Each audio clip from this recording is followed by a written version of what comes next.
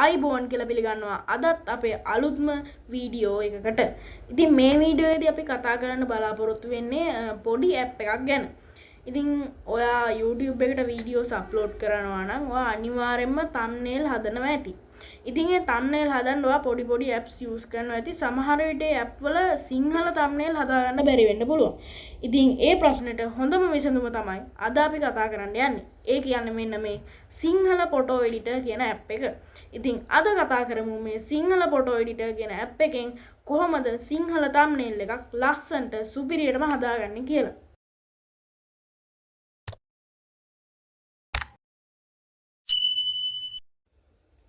ඔයාට පුළුවන් මේ ඇප් එක Play Store හරි නැත්නම් App Store හරි අන්න ඒ වගේ ඕනම එකකින් මේ ඇප් එක කොහොම හරි ඔයාගේ ෆෝන් එකට ඩවුන්ලෝඩ් කරගන්න තමයි තියෙන්නේ. ඉතින් මම මේ වෙනකොට මේ ඇප් එක Play Store හරහා මගේ ෆෝන් එකට ඩවුන්ලෝඩ් කරගෙන තියෙනවා. ඊට පස්සේ ඔයා කරන විදිහට සාමාන්‍ය විදිහට සිංහල ෆොටෝ එඩිටර් ඇප් එක මෙන්න මේ විදිහට ඕපන් කරගන්න එක තමයි කරන්න තියෙන්නේ. මම මෙතන උඩ ඉඳලාම සම්පූර්ණයෙන් විස්තර කරන්නම්. උඩම තියෙනවා make meme photos කියලා. ඔයාට ඉතින් මේ මීම් ෆොටෝස් කියන එකෙන් හදාගන්න පුළුවන් මෙන්න මේ වගේ ලස්සන මීම් ෆොටෝස් හදාගන්න පුළුවන්. ඉතින් අන්න ඒ වගේ වැඩත් මේ ඇප් එකෙන් කරගන්න පුළුවන්. ඊට පස්සේ යට තියෙනවා write sinhala text on pictures කියලා. ඉතින් මෙන්න මේ tool එක use කරලා තමයි අද අපි thumbnail create කරන්න යන්නේ. ඊට පස්සේ යටින් තියෙනවා torch කියලා. මේ torch කියන එක හරහා ඔයාගේ ෆෝන් එකේ torch එක ලස්සනට හසුරවා ගන්න පුළුවන්. ඊට පස්සේ යටින් තියෙනවා record screen කියලා. ඉතින් මේ රෙකෝඩ් ස්ක්‍රීන් කියන එකෙන් ඔයාට පුළුවන් ඔයාගේ ෆෝන් එකේ ස්ක්‍රීන් එක රෙකෝඩ් කරගන්න ඕනම වෙලාවක.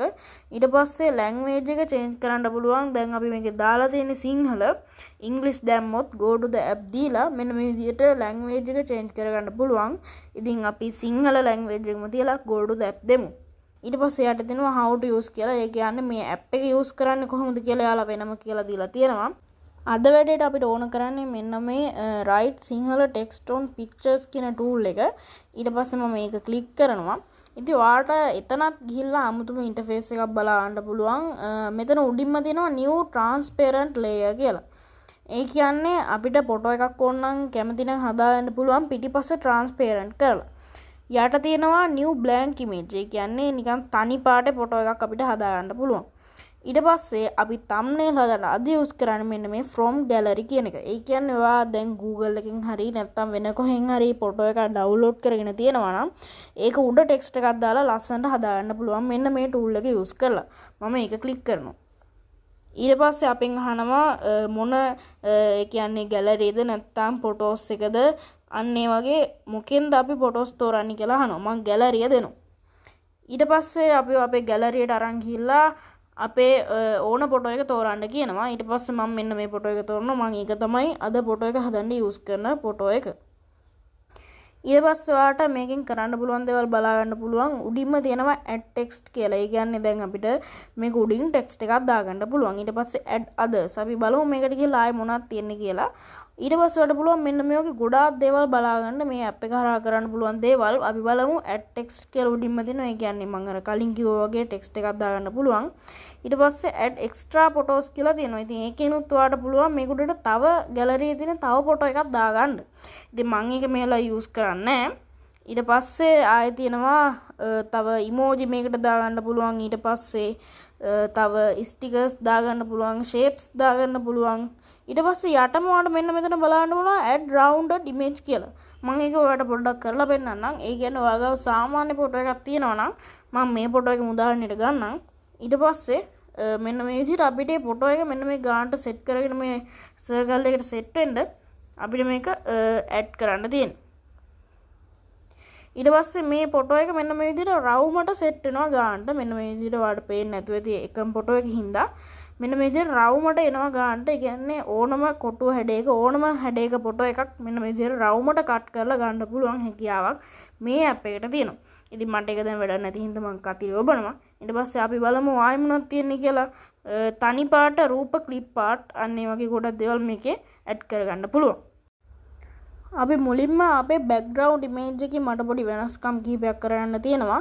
ඒ හින්දා මම පසුබිම් ඡායාරූපයේ වෙනස්කම් කියන ටූල් එක ක්ලික් කරලා එතන මෙන්න මේ විදිහට draw blur කියලා එකක් තියෙනවා. ඒ කියන්නේ අපිට ඇඟිල්ලෙන් ඕන තැනක අපිට කැමති තැනක් blur කරන්න පුළුවන්.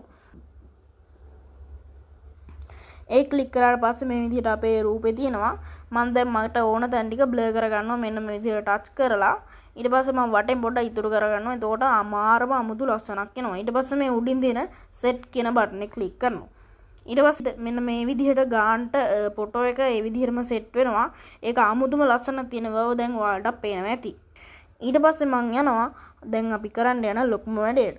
අපිට මේ thumbnail එකක් හදද්දී අපිට කරන්න තියෙන ලොකුම වැඩේ තමයි සාමාන්‍යයෙන් ගත්තොත් ටෙක්ස්ට් එකක් ඇඩ් කරන එක. අපි ඒ හින්දා ඒකට යන්. මෙන්න මේ ක්ලික් කරලා add text කියන tool එක ක්ලික් කරන්න. ඊට පස්සේ අපිට අපෙන් අහනවා මොන ටෙක්ස්ට් ස්ටයිල්ද ඕනේ කියලා. අපි දැන් හදන්නේ සිංහල එකක් හින්දා අපි සිංහල ටෙක්ස්ට් ස්ටයිල්ස් දෙනවා. ඊට පස්සේ ඔයාලට ගොඩක් ෆොන්ට්ස් එහෙම මෙතනින් බලන්න පුළුවන්. ඔයා කැමති එකක් තෝරගෙන ඇඩ් කරන්න තමයි තියෙන්නේ. මම කැමති මෙන්න මේ කොටු ගතියට තියෙන මෙන්න මේ ෆොන්ට් එකට. ඒ හින්දා මම ඒක ක්ලික් කරාට පස්සේ අපිට මෙතනින් අපේ ටෙක්ස්ට් එක ටයිප් කරන්න පුළුවන්. ඉතින් ඊට පස්සේ මම මෙන්න මේ විදිහට සිංහල වචනයක් ටයිප් කරගත්තා ඇඩ් කියලා. මම ඒක ඊට පස්සේ දැන් මේක ඔයා ටයිප් කරලා ඉවරයි නම් ඔයාලට පුළුවන් මෙන්න මේ කොළ පාට ටික් එක ක්ලික් කරන්න. ඊට පස්සේ දැන් මෙන්න මේ විදිහට ඇඩ් කියන ටෙක්ස්ට් එක මෙන්න මේ විදිහට අපේ ෆොටෝ එක උඩට වැටිලා තියෙනවා. දැන් ඔයාලට පේනවා ඇති මේක නිකන් අමුතු කැත පාටකින් තමයි ඇවිල්ලා තියෙන්නේ. අපිට ඒක වෙනස් කරගන්න පුළුවන් මෙන්න මේ tools කියන එක use කරලා.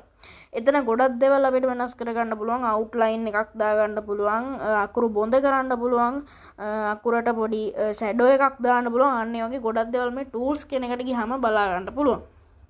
මම මුලින්ම අපි දාගත්ත මේ ටෙක්ස්ට් එකේ පාට වෙනස් කරනවා.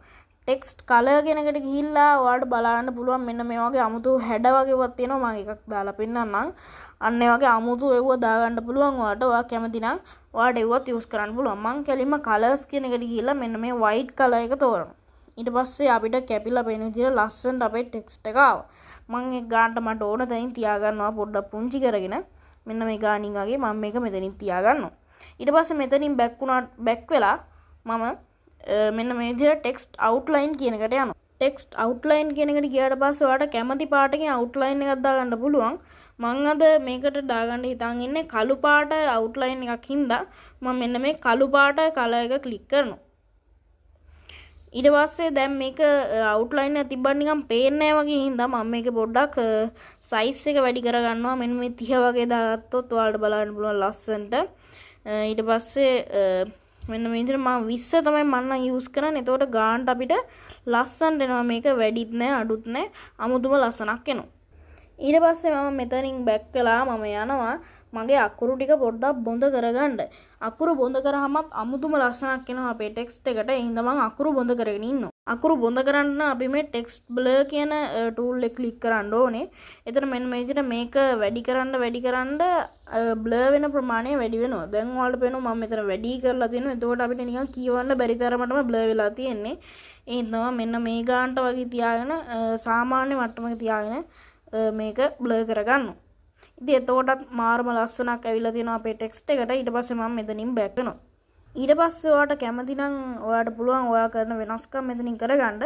මම කරන වෙනස්කම් ටික මෙතනින් ඉවර හින්දා මම මෙන්න මෙතනින් බැක් වෙලා මෙන්න මේ කොළ පාට ටික් එක ආවහු ක්ලික් කරනවා. දැන් ඔයාලට බෑ මේකේ කිසිම වෙනස්කමක් කරන්න. ආයෙ එහා මෙහා කරන්නවත් මුකුත්ම බෑ. පාට වෙනස් කරන්නවත් ආයෙ මුකුත් බෑ. ඒ හින්දා ඒ අන්තිම ටික් එක ක්ලික් කරන්න කලින් කරන්න තියෙන ඔක්කොම කරගන්න. ආයෙ පස්සේ මුකුත් වෙනස් කරන්න බෑ. දැන් ඔයාලට ප්‍රශ්නයක් එන්න පුළුවන් ඇයි මම මේ වාක්‍යෙම එකපාර ටයිප් කරේ නැත්තේ කියලා. ඉතින් ඒකට හේතුව තමයි එහෙම වාක්‍යෙම එකපාර ටයිප් කරාම මේක අපිට හරියට සයිස් හරියටම හදාගන්න බෑ. ඒ වගේම හරියටම ඉඩ තියෙන විදිහට අපිට මේක හදාගන්නත් බෑ.